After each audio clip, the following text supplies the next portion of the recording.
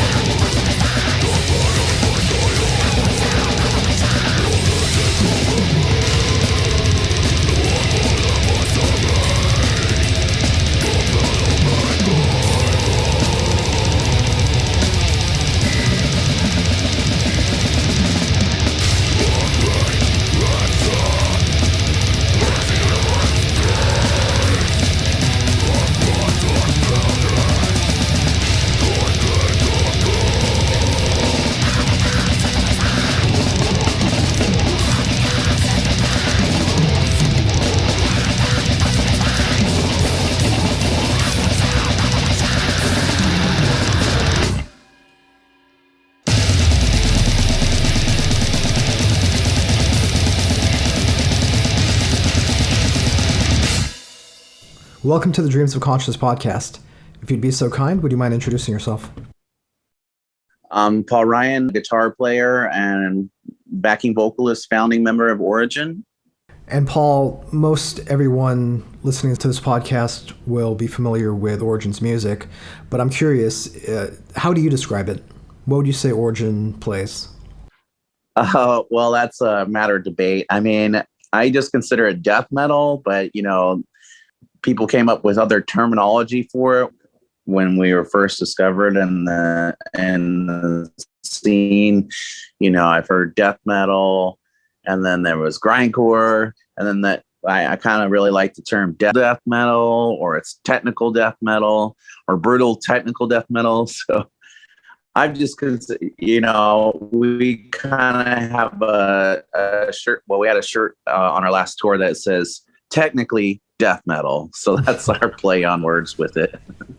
And at one point you were using the term space grind, right? I mean, we've said space grind. I mean, that's another thing that people have said. We do have some songs about space, but not a lot. We use various topics. But yeah, space grind, whatever you want to call it.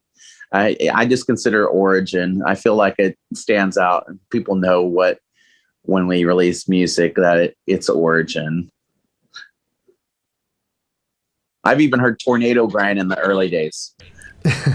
And is Tornado Grind a reference to where you guys came from geographically?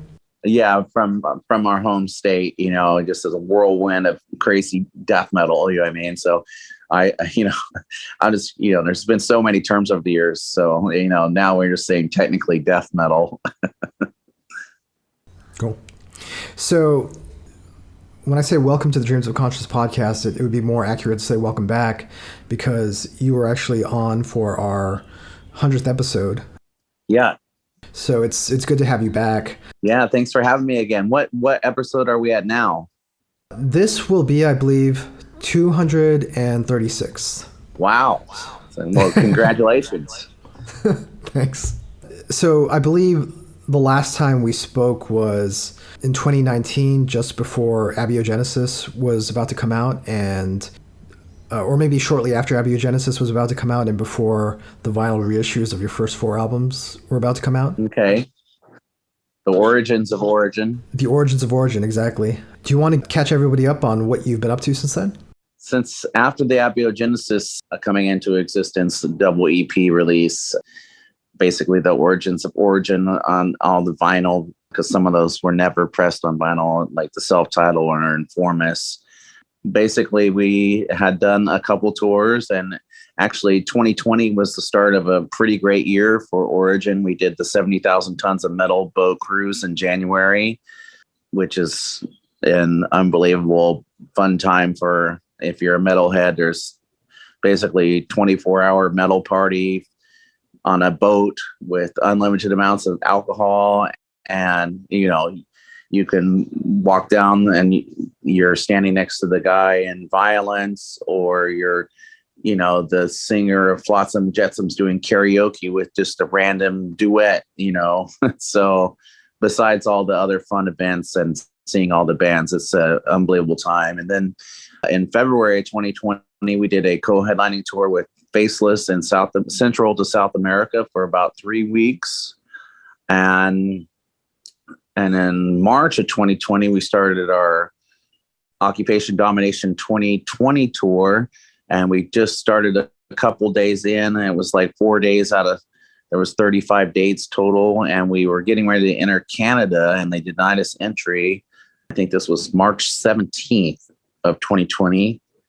We had 4 shows booked. So we had to take the long way, because we thought we were going to play Connecticut, or Massachusetts, Connecticut, and New York City. And by the time we got to New York State, COVID had shut down pretty much North America, or, the next 13 shows were canceled in 13 hours. So basically we packed up and I drove everything back to Kansas, where the gear rests and lives. That's home base for where our gear is. And then I drove from Kansas to California, and then basically I sat around like everybody else during COVID. So for 25 months, or so. Well, not just sitting around, right? Like at some point you started writing a new album. Yeah, well, that was more 2021, but I didn't know what to do at first. I remodeled my apartment. I redid all my floors in my apartment, and like idle hands are the devil's work. I didn't know really what was I don't think anyone knew what was going to happen, so that killed some time. And then like I do guitar repair at Guitar Center, and I also work at a nightclub here, and I did a lot of remodeling on the nightclub and did guitar repair. I mean, there was riots here too for the Black Lives Matter and looting. I had to rebuild the Guitar Center as well. So, I mean, I was busy in 2020, but 2021 is around March of 2021. I basically, I always tinker. I'm always playing guitar, but I wasn't really focused on writing. And then about 2021, I felt like things were changing, and I felt like it was time for me to start writing. And I want to say March, I said, I need to write a song a month. And so there is another track that hasn't been released yet. I can't say anything about it yet, but we did record 9 tracks in the studio. There's 8 tracks on the album. So just a little teaser there. But so in March of 2021, I remember in December of 2021, on Christmas Eve, I think it was, or Christmas Day, I wrote the black metal sounding song Coalscape. It was kind of a joke, but then I was like, I really like this song, so we kept it. So, a song a month. It wasn't like they were completed songs, but I definitely had like a different structure, or I knew that a song was going to be different than the other one, that had its own identity. And I had little connecting sinews of riffs that I knew would work in certain songs that wouldn't work on others. So I was just very focused on trying to make sure we had an album out when COVID was over, which, I mean, it's technically not over, but the pandemic is in recession somewhat, as long due to vaccination and COVID protocols. But so in January of 2022, we went into the studio and we were on tour starting May 5th, and the album came out June 2nd or 3rd, I think. And we started selling it about a week earlier, so on the road. And I would like to speak to you about the recording and the songwriting process in more depth. Let's talk about this challenge that you set for yourself in terms of deciding to write one song a month. Why was that the dictum that you decided? Well, I felt like I needed to put pressure on myself to make an album. Like, like I wasn't, like I don't know what would have happened if COVID didn't happen. Maybe I would have started writing, but I felt like I needed to force myself to have a deadline, some kind of pressure point to make it so it's very focused and driven to create an album. There wasn't really much of a spark for me. There was talk, after the March 2020 tour that we would start writing music, but then, like the whole world kind of shut down, and like I kind of went through the motions of just practicing or whatever while COVID was going on in 2020, but I wasn't focused on writing. It didn't seem at a certain point that things were going to open up, and I knew people that had albums and they were just sitting on them, and they, they didn't release the album. The labels didn't want to release it, but I did want to make sure that I had something ready for the summer of 2022. So that's why I was really focused on like, okay, so there's 9 months left. If I can write not a song a month, and by the end of December, and we start, then I'll have a good format for getting together with the guys and creating the next Origin album, which turned out to be Chaosmos. I'm curious, aside from this very strange pandemic period that we had, within the scope of an ordinary year, if such a thing exists, how much time or how regularly are you working on Origin stuff, whether it's, rehearsing or writing new material or just preparing for a tour or an upcoming release? Well, so one thing that happens in the past anyway, and I know a lot of other bands that say the same thing, when you're writing and then I practice on a regular, 2 times a week. I'm not like I was when I was younger. I work nights generally. So on the nights I have off, that's when I practice, maybe 2 to 3 times a week. It depends on how much I'm working. But, when I was younger, I practiced in the day and in the night and all that stuff. But, I feel like sometimes less is more. Like I like it when I want to play my guitar. I feel more creative when I want to play my guitar rather than playing it every moment I can. Sometimes it's just going through the motions, but so I'd have little riffs here and there, like, oh, I'll phone record that, maybe find that later. You know what I mean? And there might have been a couple of riffs like that on Chaosmos that I was like, oh, that's a keeper riff. I probably have 6 phones filled with endless, horrible video with just room audio of. There's probably like 6 albums on all my old phones that are in my closet somewhere, that if I really needed an album in the hurry, I could probably spend hours going through and trying to refigure out my riffs. But most people, what I found out is that, I try to bleed an album dry before I start creating again. So I like it to, because I want I know Origin sounds like Origin, and that's important, but I also want each Origin album to have like its individuality and certain things that are a little different than the last album or the album before. I don't want, there's aspects in the album that you'll go, oh, that kind of reminds me of like the early, very staccato and drum driven earlier stuff, or the flashier stuff is more like mid-era Origin, where it's like, oh, with the more tapping and flashy arpeggios and the riff harps and stuff like that. But I just try to create different, I call it compositional or dynamics, and I want it to be an exciting roller coaster ride. But if you take the same roller coaster ride daily, it kind of loses this excitement. So I try to make each album have its own kind of crazy roller coaster ride that has little differences from the previous work. And that's actually something that you mentioned the last time we spoke, which was that you try to have, or you want every album to have its own unique identity and not to repeat itself, but also that you don't want to stray too far from what Origin is known for, or maybe, the style that people associate with you guys. And how do you find that balance?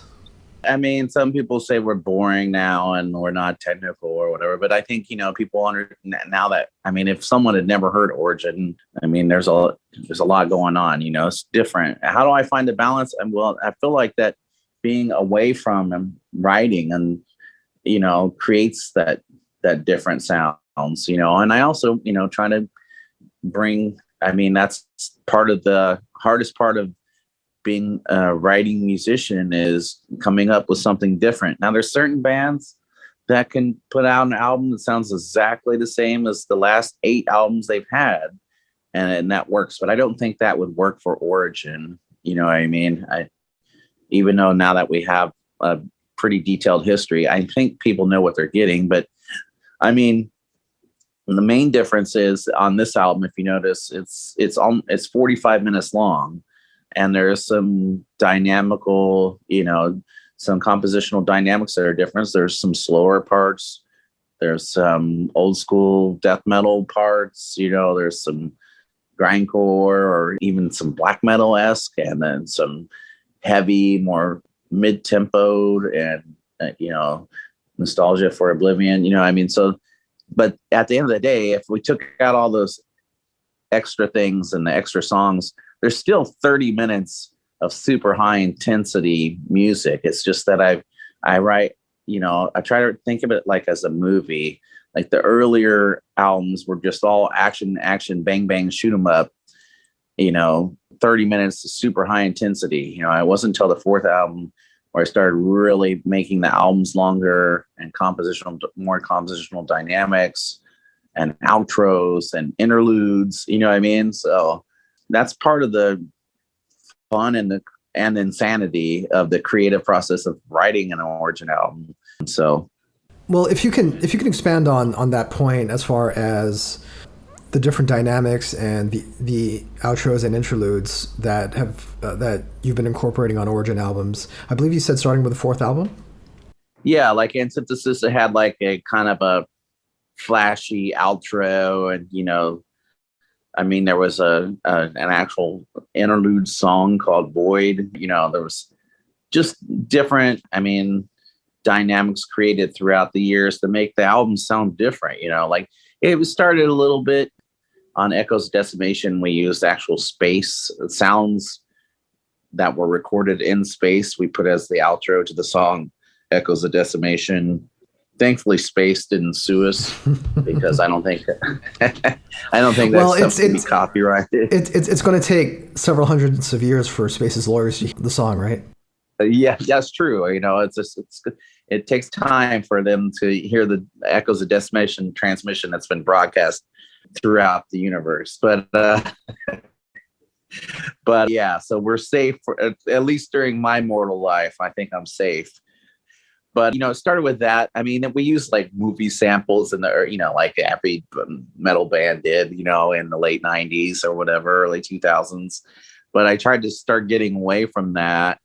And, like on Entity, we used the sound of the 17-year cicada, which I don't know if you even know what that is, but we used, just just different things, just little interludes. Like there was a reverse, we recorded a thunderstorm and put it in reverse. You know, I mean, man, didn't know this one. I gotta be careful with. There is a sound on Unparalleled Universe that, let's just say, if George Lucas was listening to this podcast, he might be able to figure it out. On it's an intro to one of the songs on Unparalleled Universe. And let's just say the thing has a hyperdrive in it. So if you can figure that out, Millennium Falcon, you might pick up on that. So somewhere. But just little things like that. And like, so Unparalleled Universe, on the last, I did like an outro, like a kind of like antithesis, but I went with a more somber mood. And on this album, the last song, Heat Death, I wrote an outro. Like I write this stuff, like some of the stuff, like only me and the engineer Robert Beck know, because we're the last two there. Like the interludes and the solos are the last pieces put on the album. So like when the guys pushed play, they didn't know that at the end of Heat Death there was going to be that outro with the like kind of melodic guitar piece. Kind of that ambient outro, right? Yes. And I was trying to replicate like so the Heat Death is about like one of the theories is that eventually all things run out of steam. All the atoms, the neutrons, the protons, all the molecules will run out of energy. And basically it's like coming to a boiling point, and then there's nothing because there's no more energy. I mean, this is going to be way beyond our civilization of, humans' existence, hopefully. So I was just trying to create a dark, somber outro, and then try to give the like a boiling cauldron of water is like the boiling point of like the molecules coming to a point and then expanding and dying, so it's kind of like when a sun dies, it expands. Like when our sun dies, we won't die because of the heat being gone. The sun will expand and consume the earth is I think the theory that they believe would happen now. Before the sun dies, it starts growing, and it'll grow to a point where it consumes the earth. And we use that. That was then the first song on Entity called Expulsion of Fury. So, I mean, we do talk about some space subjects, you know what I mean? So amongst other ideas, you know what I mean? Implosion of Eternity is about black hole, you know what I mean? Et cetera, et cetera.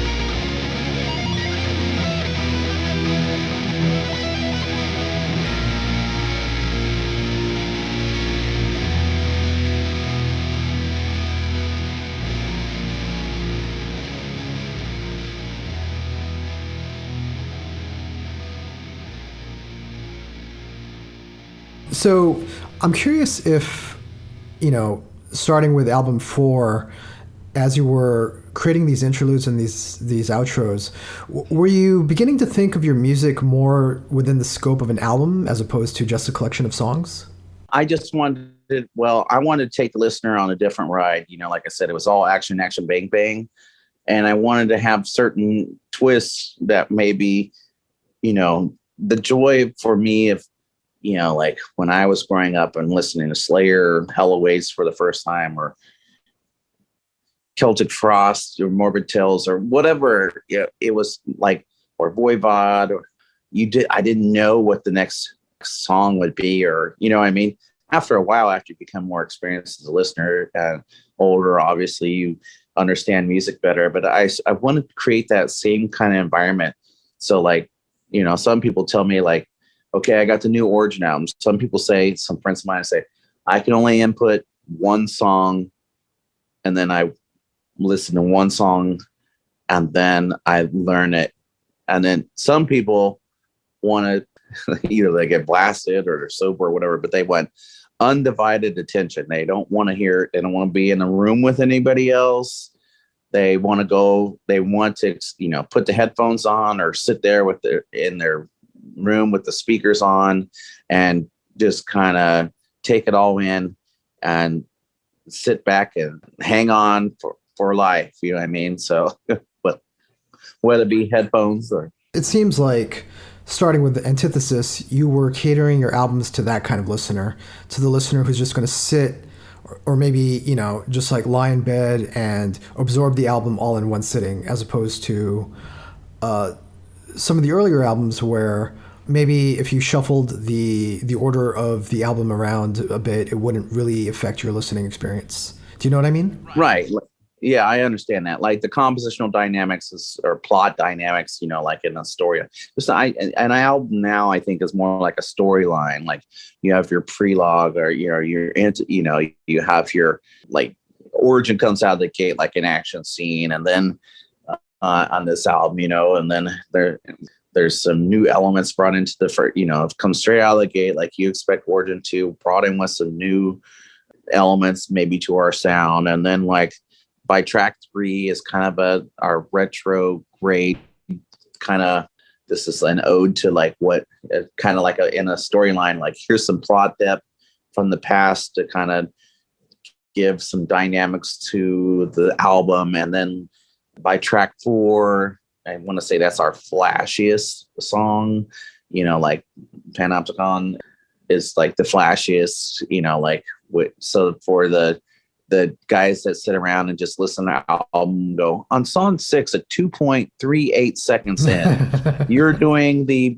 Mixolydian whatever pattern. I'm like, I don't know. I play by ear. I don't know any theory. You know what I mean? So, there's guys that listen to albums like that sit there and write stuff out and try to, that are more into the playing aspect, the technical or the techniques used, you know what I mean? So there's listeners like that too. So I would say that Panopticon is the one that is most catered towards that. And then song 5 is basically, that's like our old school death metal. Like, okay, so I'm a huge Napalm Death fan of. Yeah, that's what I was going to say. Song 5, Decolonizer, is almost like a Stuff for the Children kind of song, like kind of a mosh pit song. Right. That is correct. That, like, okay, so I'll say certain aspects, like, so that song there, okay, it was Harmony Corruption. I called it, as a joking title, I called it Clandestine Corruption, or Harmony Clandestine, an ode to Jesse Pendato, who actually I got to, strangely, we opened for Napalm Death and I got to use his amplifier. It's super cool. I'm saddened that he left us in 2006. But anyway, I was jamming on In Tune super heavily during the pandemic, the first 3 albums. I even gave some of the later albums. I was trying to get into the death and roll thing, but it's a little hard for me. But anyway, I was sitting there listening to Tune, and then like I was saddened to hear that LG Petrov was ill. And then, I mean, like, I want to say it was like a couple days later, he was gone, so that song was influenced by pretty much Clandestine, Entombed, and Harmony Corruption, Napalm Death, with the touch of Origin added to it. So I was giving a little bit of a throwback. And then song 6 was my black metal Christmas song, Coalscape. And then song 7 is another kind of a tribute song. I was like, man, some of my favorite bands are no longer in existence, Bolt Thrower has been gone now for some time, and Slayer are gone. So that's Nostalgia for Oblivion. We're influenced by, I don't know if I personally hear it, but Slayer and Bolt Thrower. And then the last new riff to that song is very much influenced by Dick Dale, who was the original. It's kind of got that Wipeout kind of surfer kind of guitar sound that Dick Dale made famous with the speed picking. I just have more distortion and not reverbed out. So it was just kind of an ode to sounds of what influenced me early on growing up, listening to death metal and or playing guitar. And then Heat Death, that was, at first it was a 3-minute song, and then I became a 4-minute song, and then it became a 5-minute song, and then we were calling it 6-minute banger, and then we started calling it 7-minute banger, and I think it hit 8-minute banger, and then I put a 3-minute outro on it or something. So I wanted to be, I felt like we needed, Decolonizer is easily a 6-minute long song, and we've done long songs before. Antithesis, the song was, 9 minutes, over 9 minutes. Saligas, maybe 7 minutes. So, so we've had some long, or, Unequivocals, probably 7 or 8 minutes. So I felt like the album needed a super journey, epic long songs to complete Chaosmos. As you were writing these songs, were you getting a sense of, at this point in the album, I want a flashier track, or at this point in the album, I want more of an old school death grind kind of song, or more of a black metal song? Were you getting a feel for the flow of the album that way? Well, as far as the song, oddly, the last song was the first song written. There's a reason why it just kept growing. That's maybe it was an added minute per month, you know what I mean? So I didn't have the track order per se, but I would be playing, when I would sit there and play the album, I was like, okay, I want to do something. Okay, I want to have, the Decolonizer song was one of the earlier ones. The opening track, Autophagy, was one of the middle era ones. Nostalgia for Oblivion was around last to be written. Excuse me. Coalscape was last to be written, actually. Panoptical, the opening riff, had been sitting around in my memory banks in my head for some time. I want to say that's been around since probably 2015 or so. It's just, sometimes I can't figure out how I want it to go. There's stuff that I'm like, oh yeah, I forgot about that riff. Man, maybe I could use that now. And I didn't know how to put a song together with it until now. So that's kind of the mindset behind it. But, I just get a vibe about the songs and was like, oh man, I think the album needs some to make it different. And I think it needs this. Or, like a black metal sounding song, or like I said, the last song was the first song written, and 9 months later, I'm sitting there putting extra, like I said, it was probably 3 minutes long, and then I go back and I start out another song, and then I would sit there, and then so by April I had 2 songs started. And so my nightly thing was to play Heat Death, which wasn't called Heat Death, but it was used as reference point. And then I would work on, Chaosmos. And then the third month, I'm working on Panopticon. So I'd sit there But then I would go back and I was like, okay, man, on Heat Death, I think this song needs more. So I add another minute to it or another phrase of sinew of riffs, you know what I mean? And then I went on to track 4, and then, I would go, oh, you know what? Now that I've done that on Heat Death, should add this other part. You know what I mean? I just kept adding more and more parts to make the song bigger.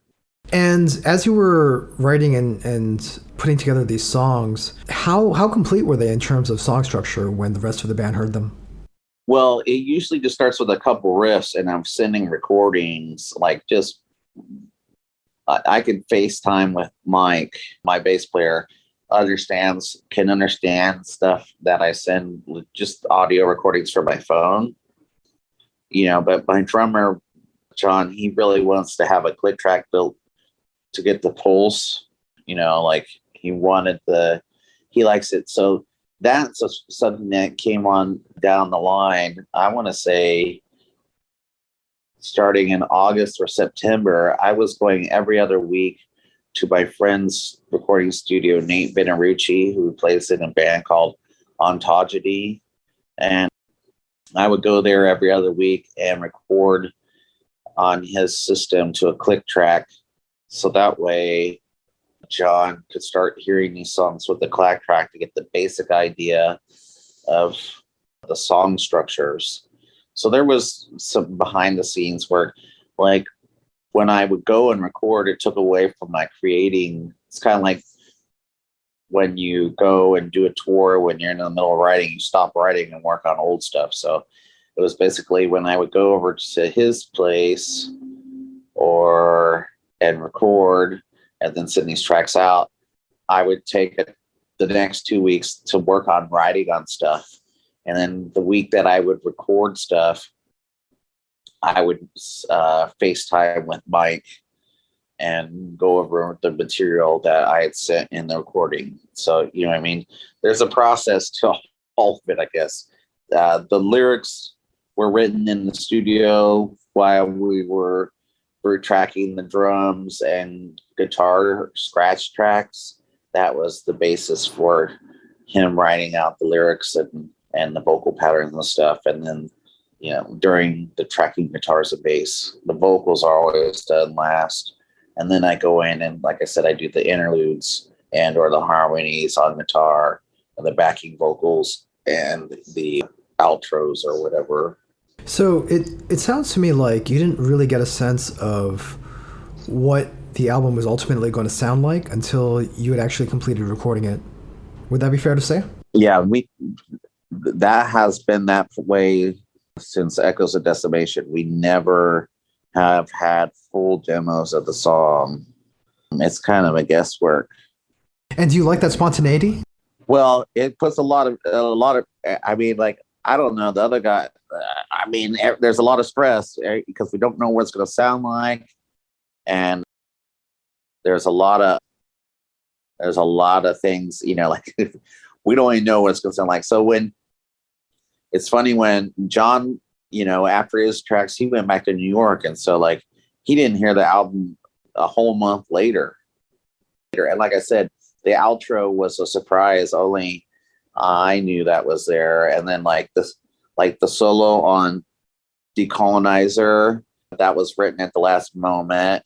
And then, like I said, the outro was written. So when they pushed play, they didn't know what they were getting either. I didn't know what it's going to sound like. I was there till the end. So I already knew all the vocals and everything. You know what I mean?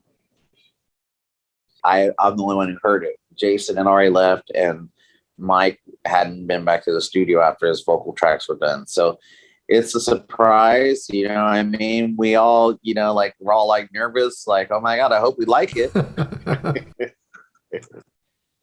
So we really don't know what an Origin album's going to sound like until the last notes are done. It's never, ever been pre-production completed.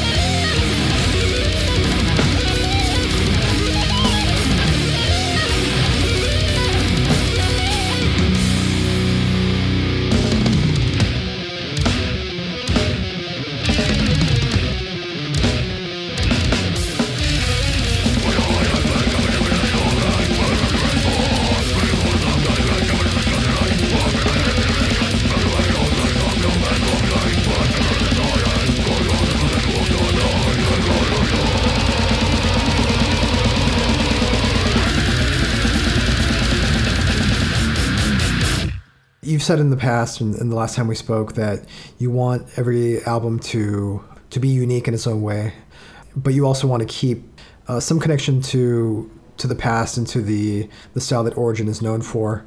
Is there such a thing as an Origin part, the way that, like, you know, Suffocation has like Suffocation parts or Slam parts, or certain riffs are associated with Slayer or something like that? Like, do you ever sit with a song and think, oh, this needs an Origin part right here?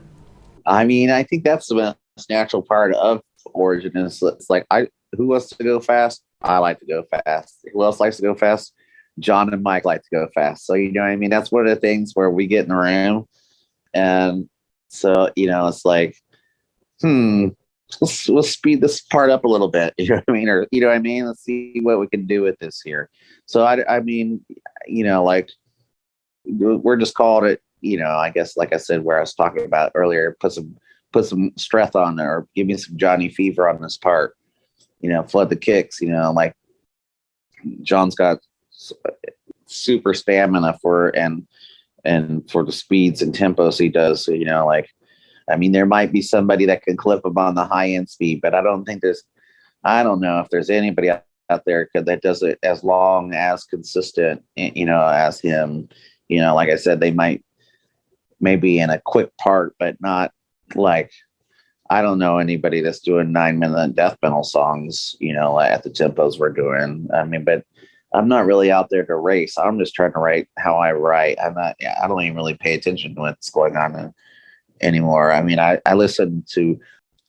watch live music, but I don't really listen to bands much anymore. I listen to the same 10 albums that I listened to the last podcast, you know, Carcass, Symphony of Sickness, Obituary, Slowly We Rot, you know, Slayer, Rain and Blood, you know, Deicide, you know what I mean? So, I mean, people play me stuff, and, you know, but it's not anything that grabs me that I listen to. So I'm kind of just set in my ways, and I don't even listen to Origin unless I'm practicing to it, you know. So, but when I'm playing, everything seems slow to me, you know. So like it's like it takes me to a different place. But, you know, now I don't sit there and go, oh, I'm going to sit back and relax and listen to some nice Origin. You know, it's not really my mindset, you know. It's like, but I feel when I'm playing guitar, like, music is how people think. And I guess it's the soundtrack of my death metal life. You know what I mean? That the one side of music that I've showed people that, strangely, you know, when death metal was created, I think it was created to scare people away. And now I look down and I see a whole bunch of people smile and have like menacing grimaces of sinister smiles, you know, while we're playing a live show, like they're really enjoying it, you know. And that's the one thing. We're a pretty serious band, but live we're like a fun band, you know. Our Jason's pretty much a ringleader of crowd participation, so, you know, it's a fun show. So we spoke about the recording a little bit. Can you tell me a little bit more about where you actually went to record this album and who you worked with? Yeah, so basically, you know, like I said, 9 months, and then, like, I want to say September, October, we were like, well, I wanted to work with Rob Rebeck again, and he no longer worked in Chapman Studios where we recorded Antithesis, Entity, Omnipresent, and Unparalleled Universe was no longer. Chuck Chapman retired and Rob went independent. So we were looking for, I wanted to work with Rob, and that means we go back to Kansas, and John's family lives there. My family lives there, and Mike and his family live there. Jason's the only outsider that doesn't have any family there. So that's home base. We had 2 weeks to rehearse, and, you know, like, basically they had click tracks and guitar riffs, just stock, straight demo tempo across the top. And Mike had a pretty good understanding of, you know, from the notes, but we went through and made adjustments and wrote everything out according to what had changed or whatever. So the drum tracks were recorded at Blue Springs, Missouri at GMF Studios in Blue Springs, Missouri. And Rob felt that had the best drum room and the regional area with the best assortment of mics for tracking the drums to give it the most natural sound. Is Chapter 2 recording the other studio? Yeah, Chapter 2. Yeah, I was just getting there. I want to say it's in Lenexa. I'm trying to make sure I don't say the wrong town. Yeah, I think according to the press notes, it's in Lenexa. Yeah, okay. So the guitars, bass, vocals, and interludes and all that, that was done in Chapter 2, which is an excellent studio as well.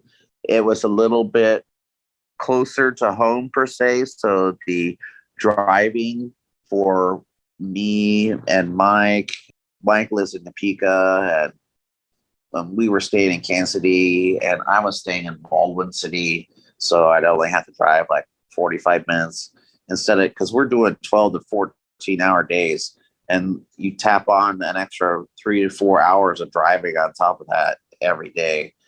That gets old quick. So thankfully we did Lenexa, which is closer.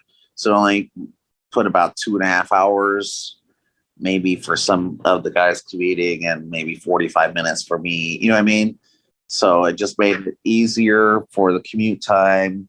And, you know, it was also January. So it was also like negative temperature. Let's see, you're Celsius. So just like -12 in Malaysia, which would never happen. You know what I mean? But, you know, it was.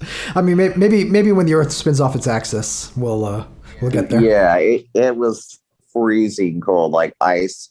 So you have to drive slower and stuff. So it just helped with the commute, and it's a really nice studio, and the people are great at both studios.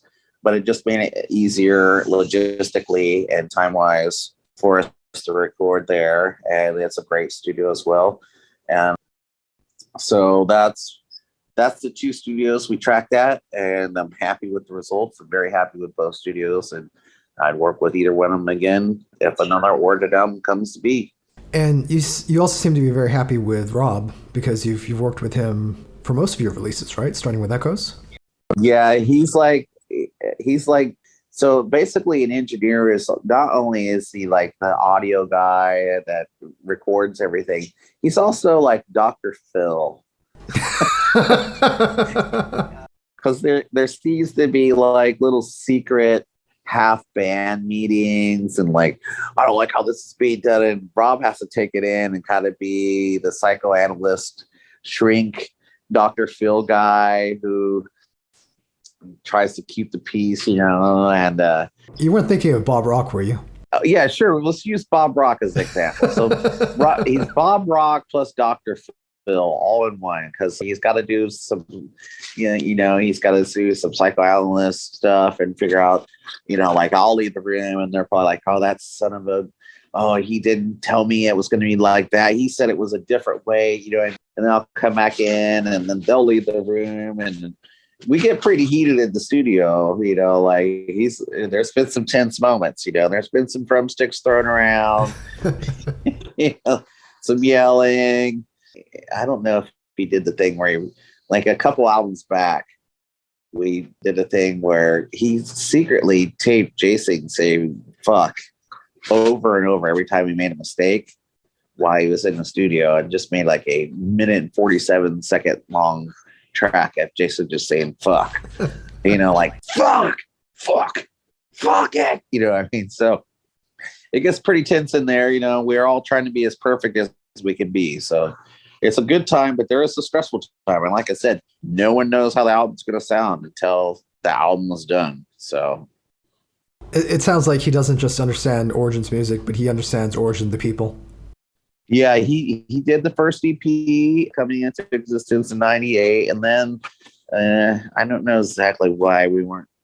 The first 2 albums were done elsewhere in Racine, Wisconsin, with Chris Wisco, which he did a great job and was a great dude too. But I've just felt a lot of connection with Rob, being a Kansas guy and same age demographic, and we like some of the old similar music, you know, and stuff like that. He grew up, and you know, we can shoot the breeze about old legends of Kansas stories and all that. And also, I mean, what's great about Rob, he's, you know, I mean, he does from stuff from rap to gospel to death metal. I mean, he's done Tech Nine and Brother Lynch Hung and to origin, to, I don't even know, some real popular stuff that I don't even know the names of. Unfortunately, it's too commercially known for me to know. But yeah, so. And the other piece of the puzzle is Colin Marston, who mastered this and who's been working with you guys since Entity. Is that correct? Yeah. Yes, and John played with him in Gorguts. Yeah, Colin is extremely well regarded for his work as an engineer and for his mastering work as well. And other than the bandmate connection he has with John, were there other reasons you wanted to work with Marston and keep working with Marston? Well, I like working with familiar people. Like there's continuity, and like if the shoe fits, wear it. I'm just trying to stay. I like working with the people. I mean, I know these people personally, and I like having that relationship, whether it be touring. And I like what Colin does as a recording engineer and as mastering, and he's very professional. And I like it when new origins come in. That means Rob's like, oh great, 6 weeks of hell. But they also know, like these guys are professionals in the music industry, and they're, origin or they vice versa. We're all a cog in each other's machine. So, what I mean? Like I like working with familiar people and also bringing revenue to them and having origin on their mastering list or origin on their recording list, or, what I mean? Like, it just adds to their repertoire as well. Colin's name comes up a lot on this podcast. I spoke with a band a couple weeks ago about him, and next week I'll be speaking with another band that I think is just worked with him and is working with him again on another project. And, in the same way that this is something that I said a couple weeks ago, but in the same way that we think of these guys like Scott Burns and Thomas Skogsberg and Colin Richardson as having shaped a certain era of death metal, I think we're going to look back and see Colin and people like Brad Boatwright and Greg Wilkinson as having shaped another era of death metal. This current era. Yeah, I mean, I like work. Like I said, professionalism is a great thing, and I definitely enjoy Rob and Colin as people. I mean, they're very interesting people and super intelligent, and I just really enjoy, like I said, it makes me happy that they want to work with us still. You know what I mean? So.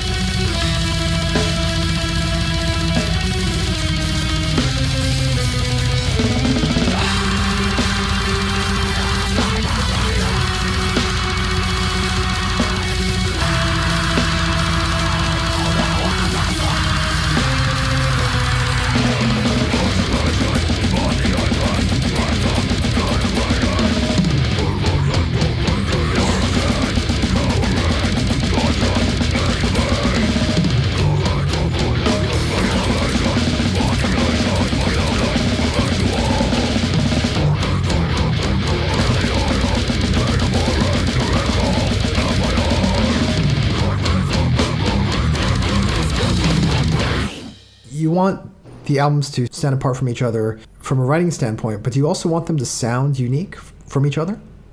I just want it to sound like the band. I feel like there's too much sound replication going on in nowadays death metal. And that's one reason we go to Rob, is because we don't, that the snare isn't like sound replaced. You know what I mean? The only thing that is sound replaced is the actual kick trigger. You know what I mean? And that's pretty much standard with everyone. But for Origin, we want the toms to be alive. We want the snare to be a real hit. We don't want it to be a straight line, just auto reproducing this flat sterile sound. We don't. I mean, the guitars, we did use a plug-in as a underlying thing, just to add just a little texture to the guitar sound. But we mic'd up the cabs that I used. We mic'd up my rig live, and I mean, that's actual guitar amps. It's not just direct in. There's microphones in front of speakers, as well as Mike's bass rig. He does do a DI out, but we put a speaker in front, and we just felt like that brings out the liveliness of the album. You know what I mean? So it sounds. I want to hope that each album sounds a little better than the last, but each album has a different approach a little bit, and like I think John used the same kit again. I can't remember on the other guys. I used the same guitar strings, and same amp as I did the last 4 or 5 albums. So I think the goal is just to get it to sound the best it can. Just if it can sound better than the last one, even better. So it's just trying to get our sound recorded so it sounds like Origin. So when you see Origin, it sounds like Origin. And hopefully that we're doing better than. I hate it when you go see a band and the album's better than the band. I want the band to be better than the album. You know what I mean? Yeah, absolutely. So if I'm not mistaken, this year, 2022, will mark the 25th anniversary since your first EP came out. Is that correct? Well, the EP is already turned 24 years old.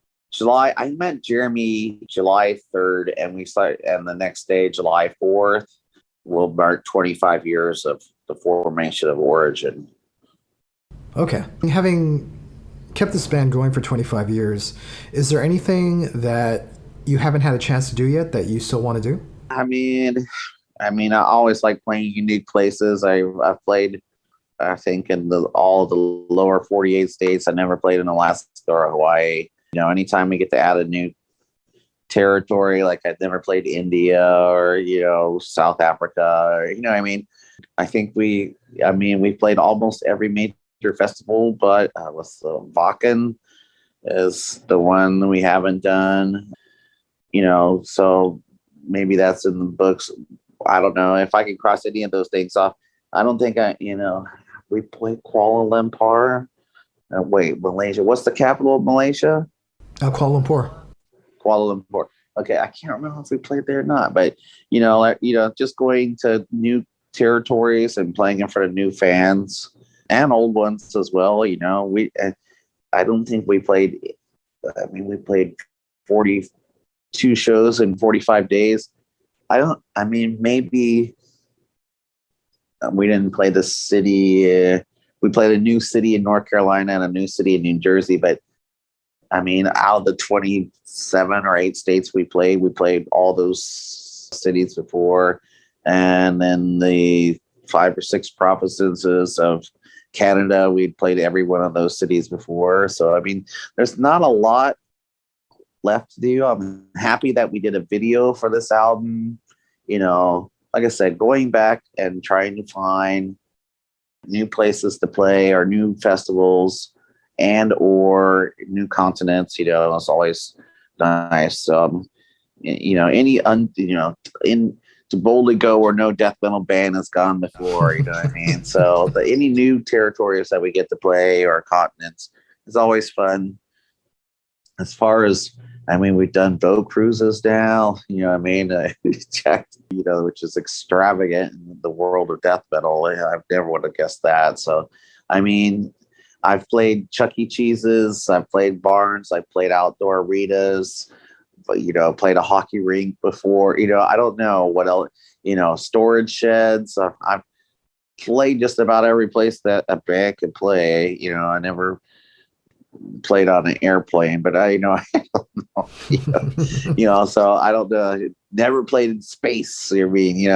20 playing Origin in Space 2030 tour. We'll see. You know what I mean? It's doable. We have to figure out some very short songs for a SpaceX flight, and we can make it happen. Yeah. So, Chaosmos is the name of the 8th full-length Origin album, and it's out now through Agonia Records in Europe and Nuclear Blast through the rest of the world. Correct. Paul? Yes. Please tell people how they can order the album. What's the best way to get it? Okay, so to find this easily is social media. Facebook, it's /Origin Band or Origin Band. Instagram, which will have a link tree. So for European listeners to get our album, you're going to go to Agonia Records for EU, and that to find it would be origin-chaosmos.com. That's where you would find the Agonia links to order in the EU.